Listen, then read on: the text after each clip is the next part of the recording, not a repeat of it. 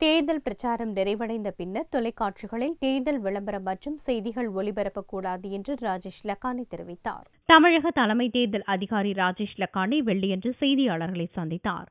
அப்பொழுது சட்டசபை தேர்தலை ஒட்டி அனைத்து ஏற்பாடுகளும் விரிவாக செய்யப்பட்டுள்ளதாகவும் அனைத்து தொகுதிகளிலும் பணப்பட்டுவாடாவை தடுக்க 7500க்கும் மேற்பட்ட பறக்கும் படையினர் ஒவ்வொரு ஷிப்டிலும் பணியாற்றி வருவதாகவும் கூறினார்.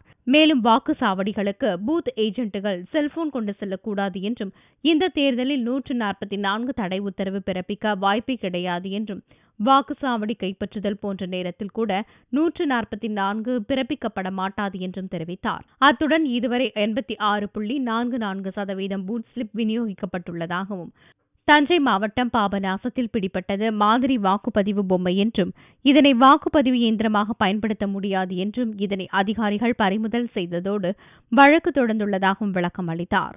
மேலும் தேர்தல் பிரச்சாரம் சனிக்கிழமை மாலை முடிவடைவதால் 6 மணிக்கு தொலைக்காட்சிகளில் தேர்தல் பிரச்சாரம் மற்றும் கட்சி தலைவர்களின் பேச்சுக்கள், ஊர்வலங்கள் போன்ற தேர்தல் சின்னம் மற்றும் தேர்தல் தொடர்பான விளம்பரங்கள் உள்ளிட்ட எந்த செய்தியும் ஒளிபரப்பக்கூடாது என்றும் வாக்குச்சாவடி மற்றும் தேர்தல் ஏற்பாடுகள் குறித்து மட்டும் வெளியிடலாம் என்றும் கூறினார்.